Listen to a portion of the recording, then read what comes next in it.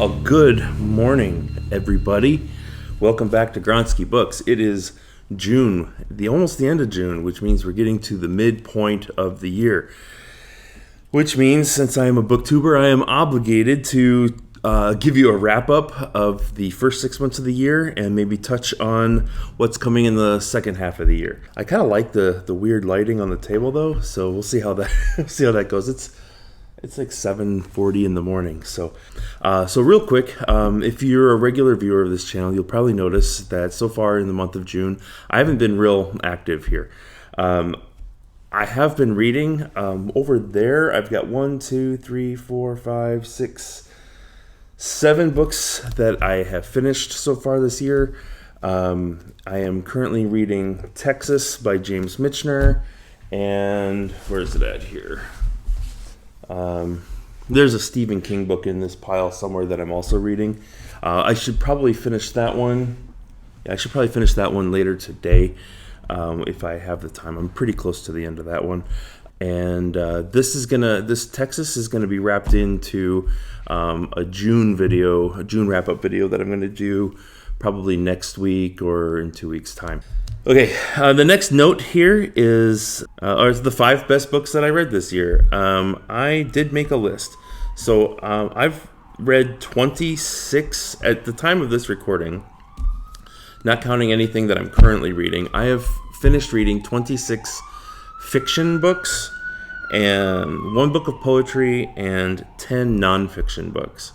And the 5 best fiction books, I'm just going to go through these really fast. I'm not going to review them right now. Was Jerusalem by Alan Moore, Blackwood's Blue Sky by Eowyn Ivey, The Wonder by Emma Donoghue, Mockingbird by Walter Tevis, and How Much of These Hills is Gold by C-Pam Zhang. Those are the 5 best books that I've read so far in 2025. Some of these I have videos on my channel. Actually, the only one I don't have is How Much of These Hills is Gold, but I will be talking about that in my June wrap-up video. The 5 best nonfiction books that I read this year was Consider the Lobster by David Foster Wallace, and then American Moonshot, which was by Douglas Brinkley. The Name of This Band is REM by Peter Ames Carlin. I wrote a whole long review for The Name of This Band is REM, but I don't do a lot of nonfiction talk on this channel, so I don't know if I should maybe lump that book in with like a list of other books, or if I should do its own standalone video. I don't know. Okay, so where was I? Oh, so Consider the Lobster, American Moonshot, The Name of This Band is REM, then In Praise of Folly by Erasmus. That was terrific. And then Born to Run. So those are the 5 best nonfiction books that I've read so far in 2025. So I don't like to talk about too much how many books I've read in a year. I think that's a trend that should die on BookTube. Not to say that I can't tell you how many that there are, but like I don't set any numerical reading goals anymore like I used to, and I don't track. The trackers that I use online will tell me how many books I have, and like I have 2 trackers that I use online and one on my computer in an Excel spreadsheet, so I do know how many books I've read, but I'm actually a little bit more interested in how many pages I've read. And I don't have time to look that up right now, but I'll put it on the screen right here. This is how many pages I've read so far this year, which means that I'm averaging, if you go up from today's date, that means that I'm averaging this many pages per day. And I'm pretty satisfied with the amount of reading that I've done. I would have liked to do more. There was definitely time for me to read more. I do have a lot of plans for the rest of the year, and if I'm going to accomplish even a decent percentage of those, then I need to kind of step it up a little bit. I got a whole list of notes here, so I'm just going to start going through this list real quick. I'm not going to spend too much time talking about all this. I could probably go on and on and on and on. I'm going to try not to ramble too much. A little too late for that.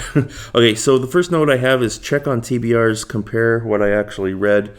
I think going through my list, there's there's not a lot of books that are on my 2025 reading list that were on my TBR.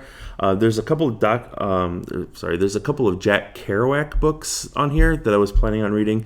I am working on a big Kerouac project where I'm going through one of his big series, and eventually I'm taking notes as I'm going. And then once I've read everything, there's a bunch of nonfiction books about him that I want to read. That way I can add to my notes for each one of those books. And then when that big project is done, I'm going to film one video for each book and put those out. But that is an ongoing long-term project. So I don't know when I'm going to finish that. I don't want to...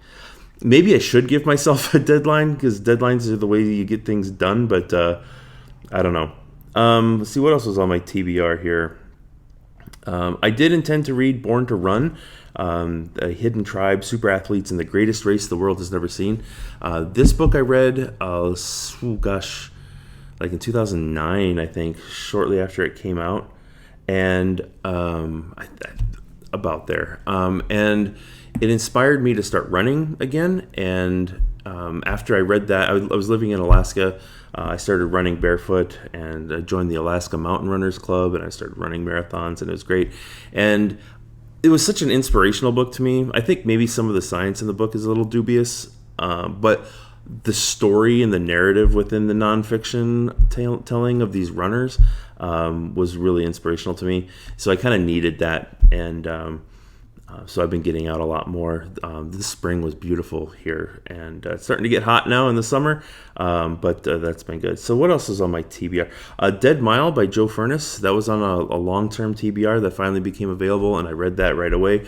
I really enjoyed it, and I've passed that book on to my mother. She's a big reader of mysteries. I read Rum Punch by Elmore Leonard. That was on my TBR, and I got to that. The reason I'm talking about TBRs is because I suck at reading books on my TBRs. I said in another video that if I add a book to my TBR, it's like a death sentence for that book. It's like, it'll never get read now. For some reason, I put something on a list, and it's like, well, I can get to it now because now the list will remember it for me. So it's like the urgency has been lost. So I'm one of the points that I made here. I'll just jump down the pages. Don't add to list for later. Do it when I'm thinking about it. So that's going to be my approach to the rest of the year, is when I'm thinking about something, when I'm passionate about a thing, right then in that moment, I'm going to do it right then, even if that means that I have to stop working on what I'm working on. But if I interrupt anything for another project, then the project that I am now focused on, I have to finish it. I can't leave things undone too much. So I don't know. I'm always second guessing myself and interrupting my own plans. It's an ongoing battle. So Jerusalem by Alan Moore, which is the first book that I finished this year, that was on my TBR. I've got a long video on this channel about that. Blackwood's Blue Sky by Eowyn Ivey. That was a fantastic book. That was on my TBR. And The City and Its Uncertain Walls by Haruki Murakami. The rest of the books that I've read were not on my TBR, so I don't know what percentage it is. I'll put that percentage here. This number is the percentage of books that I read this year that I wasn't planned on reading, and that's really frustrating. Well, it's frustrating in one sense. In the sense that I'm reading books that I want to read, who cares? If I preempt my TBR. In the other sense, there's all these books over here on this pile that I've been wanting to read some of these for a long time. I've made several other videos on this channel about books that I haven't read yet that I want to get to. I had a video a couple weeks ago about my literary blind spots. I still want to get to all those. I mean, I pulled these books out here. A lot of these books are books that I want to read later, and I'll get to that. But like, preempting my TBR for impulsive reads, I'm never going to stop doing that, but it does frustrate me in a way because there's so many other books that I already know that I want to read. A lot of times I've spent money on them, and they just sit on my shelf because I'm checking books out from the library that look interesting to me in the moment. I don't know. That's probably a feeling that a lot of us have. So okay, so I wrote down here my relationship with my bookstore. So there's a bookstore a couple blocks away from my house, which is fantastic. It's a privately owned bookstore. They sell all new books. They also have some like puzzles, and they have kids books, and it's not a real big bookstore. It's actually pretty small, but they will order anything that I want. And they have I don't know what distributor they go through, but they've never been able to not find what I'm looking for. And they call me every couple of weeks to tell me that a new book has come in. So I like to go down there and I like to talk to them, and I keep a list. I use Amazon. Like my wish list on Amazon to keep track of the books that I want to buy. But every time I go down there to pick up one book, like I'll order another one off that list. I really like patronizing my local bookstores, and I would encourage everybody else to do that if that's within your abilities. I really like those folks down there, and they have writers groups and book clubs, and it's just a great way to get involved in your local reading community. And I like that they know my name. There's a couple of books that I've DNF'd so far this year. I was going to talk more about them, but I don't remember them all. But there's a Colin McCann book that I just could not get into. I really like Colin McCann, but this new book, I just could not get into this. And then I picked up this Indiana Jones and the White Witch. I don't know how to use bookstore earlier this year, and it was really bad. So I was just looking for a fun, rompy adventure, but it was too stupid to get past page 50, so I quit that one. And then Drive by Daniel H. Pink. I put that one away, and there was Drive and On the Art of Subtext. I don't remember that author's name. Charles Baxter. So those are over there on my nonfiction shelf. I kind of put those up for now. Maybe I'll get back to them later. The next note here is the unfinished videos that I want to finish. There's the cat's cradle video that I'm doing with Dutch Graybeard. This will be the next video that comes out on this channel. I am not going to put that off anymore. I read the book twice, and it's fantastic. Dutch Graybeard and I are going to release a video on the same day. He's already finished with his, and Ed, I'm sorry. I know he told me to take my time. Things have been going, I've had a lot of stuff going on here. I have all my notes together. I just need to sit down and organize them and film and edit that video. So hopefully I will get that done this week. Also, a book that Ed over at Dutch Graybeard recommended to me was Skallagrigg by William Horwood. I loved this book, and I've been meaning to make a video on this one as well. I already mentioned the name of this band is REM. I'm probably going to do a video on this book too. Let's see. So for the rest of this year, though, I've got a whole big stack of books over here. I don't know if I necessarily want to call this my 2025 TBR, but all of these books here are going to stay off the shelf. They're probably going to stay right here on this table until I read them. And as I read them, I'll put them back on the shelf. So I'm going to go through all of these books one at a time. I'm just going to list the name and the title, and I'll show you the covers real quick. A number of you have asked me what I'm going to be reading in the next half of the year. Some of you want to read along with me. I don't know exactly when or in what order I'm going to get to any of these books, but I am hopeful that I will get to at least most of these in the second half of this year. That is my fond hope. Now I will definitely be reading other books that are not on this stack, but hopefully I will be getting to most of these this year. All right, so we've got The Third Policeman by Flann O'Brien, Polo Stand by Neil Stevenson, The Great Wen by Alan Moore, Ice by Anna Cavan. Then there's two Benjamin Lapetou books, The Maniac and When We Cease to Understand the World. I've started this book. My father's read both of these. He likes these. I really like When We Cease to Understand the World, but I'm only one chapter in, and I really need to get to those. There is a sci-fi series here. The first book is Nine Fox Gambit. This is Yoon-Ha Lee's Hugo Nebula Award nominated sci-fi series. This is I've started this a couple times. This is tough. This was tough for me to get my footing in, but I really like it. This is my brother-in-law's favorite sci-fi series, and he and I have really similar tastes, so I really want to get to these this year. There's Tree of Smoke by Dennis Johnson. Tigana by Guy Gabriel Kay. This is a fantasy book. I think this is the only fantasy book on this list. The Prisoner of Zenda by Anthony Hope. Name of the Rose by Umberto Eco. I don't know how to pronounce this book. Obaba Coac by Bernardo Atraxite. I'm sorry, I'm not even going to try. I need to learn how to pronounce his name, though. And then we've got Poppy Harp by Simon Avery. The Mysteries of Pittsburgh. That's a Chabon book. The Mysteries of Paris by Eugene Sue. I bought a copy of this for my sister. She's already read this, and I need to catch up. So this might be one of the first of this stack that I read. Playground by Richard Powers. Let's see.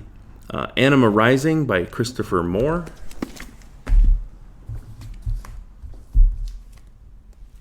Under the Skin by Michael Faber. Inviticum by Michael Brodsky. This is a huge book.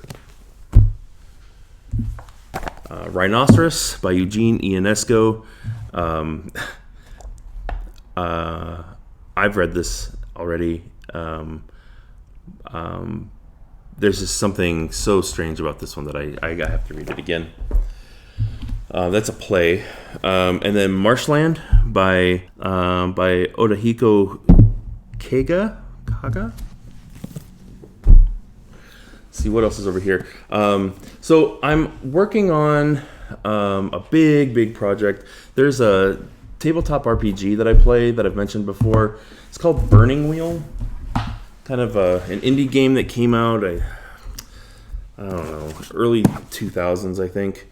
But I've been playing this game with a gaming group every Monday.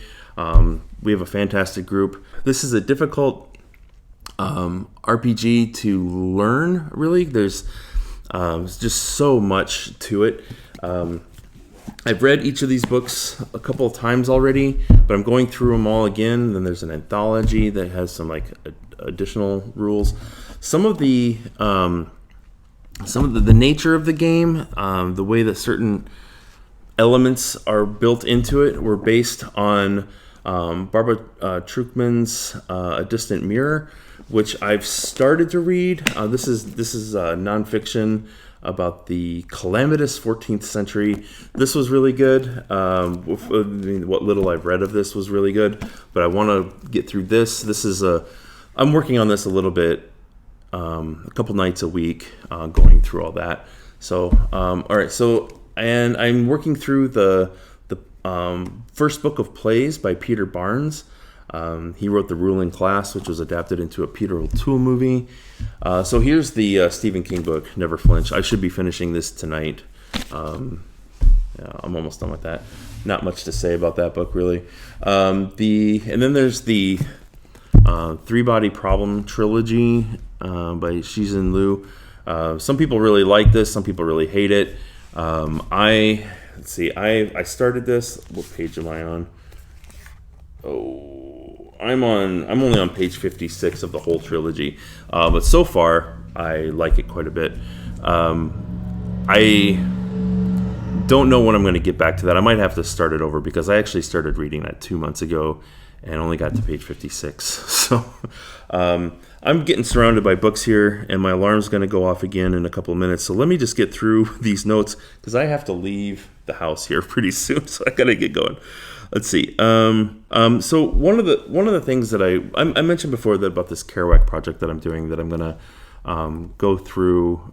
I'm going through all of his books and I'm taking notes. And when I'm finished with that whole project, then I'm going to start recording them, because I keep adding to the notes and shuffling things around, and I want to make sure that those are all good. I've got a number of other authors that I want to do that with, and that's Proust, Pynchon, David Foster Wallace, Michael Chabon, Annie Proulx, Richard Brautigan, Kurt Vonnegut, and Philip K. Dick, maybe a few more. And I wrote down here that in 2026 is going to be my year of Tolkien, where I'm going to go through all of Tolkien's Middle-earth stuff. Not until 2026. I will start that probably in January. So I've already gone over the top 5 fiction and nonfiction that I've read, but there's a couple other books that I wanted to kind of shout out real quick here at the end. The City and Its Uncertain Walls by Haruki Murakami was good. I'm liking it more the further I get away from it, which is kind of a weird thing. I really did enjoy Consider the Lobster by David Foster Wallace, and there's a couple of those essays that I want to read again before I go back. I reread Revival by Stephen King this year. For some reason, I had that book on my mind a lot a couple months ago, and so in April. So I read that in April. I really like that. I read South of the Border, West of the Sun by Haruki Murakami. That was a pretty average Murakami book for me, but I like Murakami, so average there means good. I've already forgotten most of the book, though, which is interesting. I reread All the Pretty Horses by Cormac McCarthy. That's another one of the books I'm going to talk about in my June wrap-up. I actually read the entire Border trilogy this year, earlier this month, and I really like that. There's a number of Westerns that I read for the June on the Range.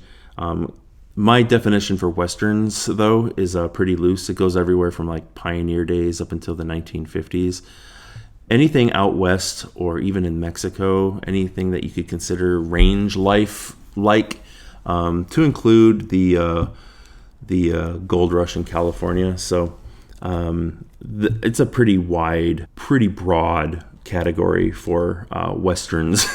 So mostly, and that includes nonfiction too. So I've got a nonfiction book in there, Nature Writing by Edward Abbey.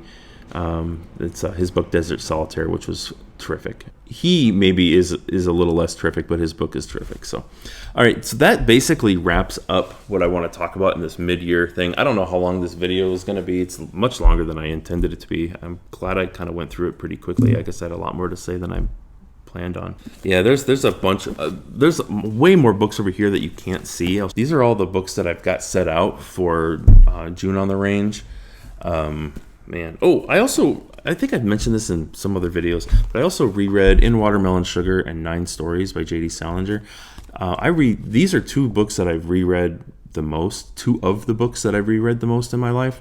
I reread both of these this year. I love both of these books so very much. I've also got a couple of these books out from the library. I don't know if I'm going to get to them or not. Space Brooms, which looks like kind of a quirky science fiction. I really like the cover. I like this came out this year, and then Sour Cherry. I don't remember anything about this, but when I heard about it, I put it on hold at the library, and it just came in recently. So I was going to show you real quick, because I said they're over here. I said I was going to show you a picture, but I'll just show them to you. Yeah, my son bought me The Great Train Robbery for Father's Day. I should probably get to that. I think I read that when I was in high school, but I don't really remember it.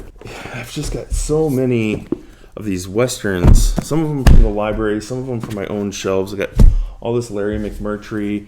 I got more Hamlin Garland, Wyoming Stories, the Close Range, Wyoming Stories by Annie Proulx. Dying Grass by William T. Vollmann. I was really hoping to get to this month, but I think this is one of those books that's going to take me a month to read just in and of itself. So much. I got these Wild Wild West books, Louis L'Amour's Wild West, John Wayne's Wild West of Louis L'Amour, another one. These are kind of companions for writers who are writing Westerns, which I started doing. I started writing a Western in June called June on the Range, just as a working title. and it was a Western meets Mission Impossible. I just watched all the Mission Impossible movies with the new Mission Impossible coming out. I thought it'd be kind of fun to do a little genre mashup, but I got about 10,000 words into that book, and I kind of lost steam for it. More of a novelty project. Maybe I could rework some of it and turn it into a short story or something. I got The Revenant, more Hamlin Garland. There's just so many of these books over here that are Western nature. Like, there's so many of them, and I mean, I knew I wasn't going to get to all these this month, but I was hoping to get to more of them than I have.